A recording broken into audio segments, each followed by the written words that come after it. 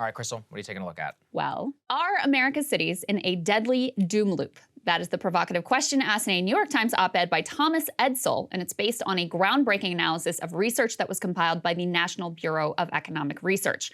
So the theory here, it's pretty simple to understand. After years of an urban renaissance in which superstar cities generated high-paying jobs, which attracted affluent professionals, which attracted appealing amenities, which attracted even more affluent professionals in a virtuous circle, the pandemic triggered a spiral in the opposite direction. Those affluent professionals were sent home to work remotely, and many with the means to do so fled the confines of their city dwellings entirely. Temporary rentals in the suburbs turned into home purchases in the suburbs. Temporary remote work schedules turned into permanent remote work schedules, or more often hybrid work schedules, which still ease the burden of a long suburban commute.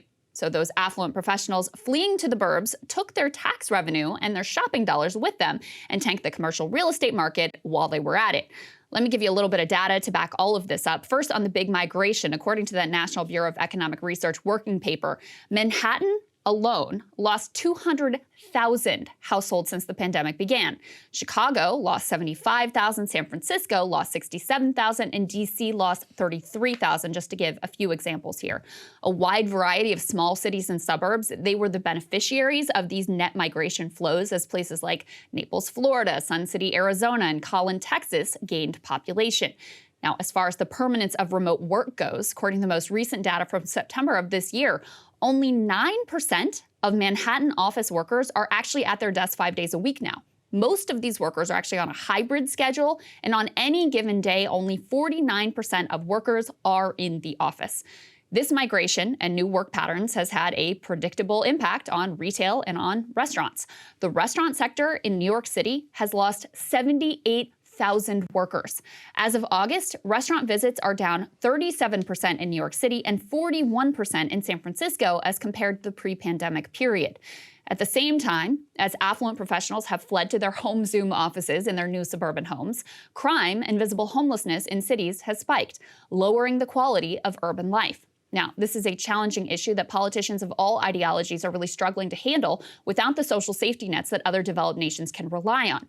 It also bodes poorly for the future, because as ill-equipped as major cities are to deal with these issues today, their situation is only going to become tougher as pandemic programs dry up, as the new infusion from the Inflation Reduction Act goes away, and as tax revenue continues to decline. And that brings us to the aforementioned doom loop. The affluent professionals move out, the tax revenue drops, the amenities and quality of city government declines, causing more affluent professionals to move out. A cycle of decline and decay sets in, much like what we saw in the 70s and the 80s, until it can be reversed by some new, as of yet unseen, social phenomenon.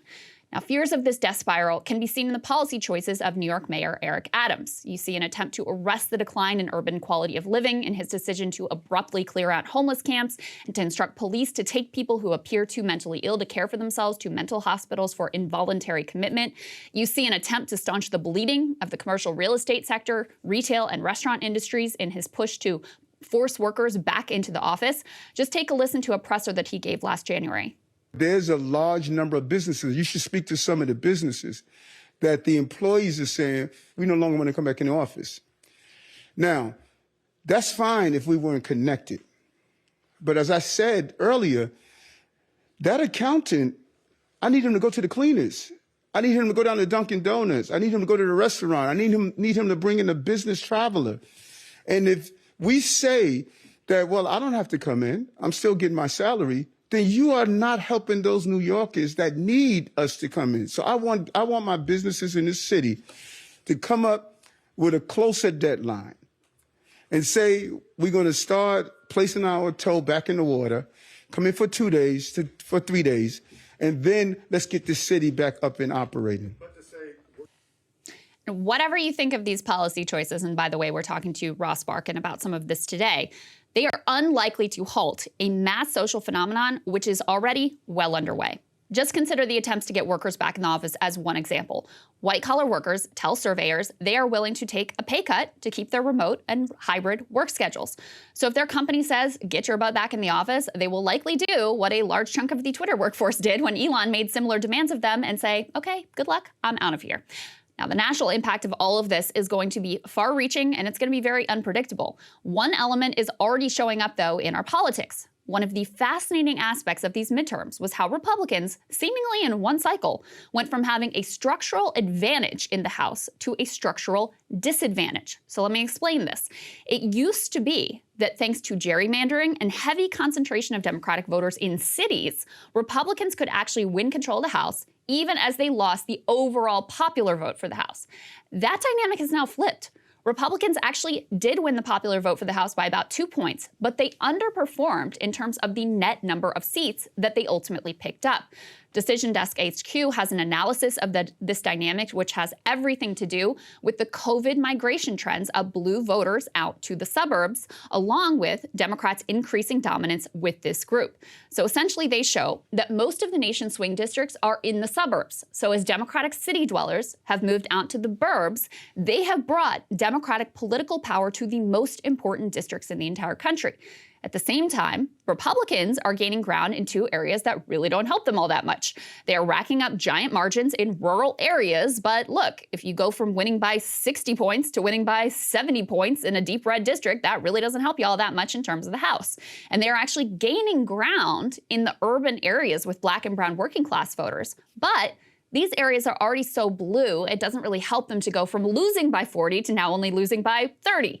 So you are now facing a political dynamic where the Senate is structurally tilted towards the Republicans, while the House is increasingly structurally tilted towards the Democrats. Now, this is just one example of the massive national changes we are in for as our migration, work, and shopping habits all shift. The housing and rental markets are seeing massive swings and shifts as well, and an era of incredible urban affluence and inequality may be coming to a close. And I thought it was really interesting to think about, Saagar. I mean, hey guys, ready or not, 2024 is fully upon us now, and Saagar and I have been brainstorming ways that we can really up our game for this critical election. Yeah, we rely on our premium subs to expand our coverage, to add staff, to upgrade the studio. We just want to give you the best independent coverage of this election, which is possible. So if you can help us out, become a premium subscriber today, BreakingPoints.com, or the link is down here in the description video. It really means the world to us, and if you like what we're all about, this is the best possible way to keep us 100% independent, working only for you.